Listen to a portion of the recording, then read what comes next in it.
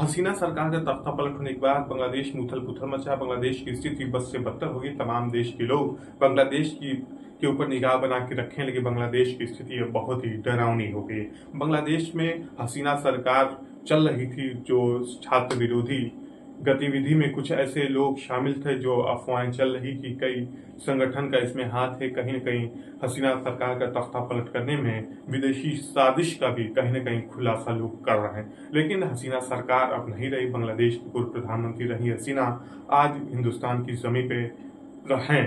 फिलहाल हिंडन एयरबेस पे वो अभी उनको सुरक्षा में रखा गया। यह कहना बड़ा मुश्किल है कि हसीना कब तक भारत में रहती हैं, उसके बाद वो कहाँ जाती हैं, इस पर अभी कोई अपडेट नहीं आया। लेकिन हसीना कहीं न कहीं बांग्लादेश के एक बड़े राजनेता के तौर पर उनको जाना जाता था और उनके पिता का भी बड़ा सम्मान था बांग्लादेश में। लेकिन अचानक ऐसा क्या होता है कि बांग्लादेश में इतनी बड़ी परिस्थिति पैदा हो जाती है कि उनको प्रधानमंत्री पद से इस्तीफा देके कहीं न कहीं 45 मिनट का समय उनको मिलता है कि आप 45 मिनट के अंदर आप देश के छोड़ के चले जाइए, नहीं तो आपकी सुरक्षा में कोई चूक हो जाएगी तो हम नहीं संभाल पाएंगे। तो कहीं न कहीं पुलिस प्रशासन और आर्मी भी वहां की हाथ खड़ा कर दिए।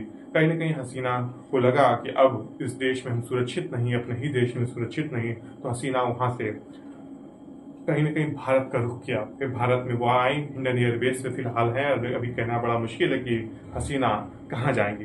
तो शेख हसीना बांग्लादेश की दो हसीना के चक्कर में देश में कहीं न कहीं बहुत ही अराजकता का माहौल है। अब तो देखने के लिए यह मिल रहा है कि भारतीय सीमा की तरफ कहीं न कहीं वहाँ भारत में शरण लेने के लिए बांग्लादेशी लोग अब भारत का रुख कर रहे हैं। तो वहाँ पे भारत की सीमा पे कहीं न कहीं वहाँ पे बीएसएफ तैनात है, मुस्तैदी से लगी है कि कोई भी घुसपैठी घुस ना पाए भारत में।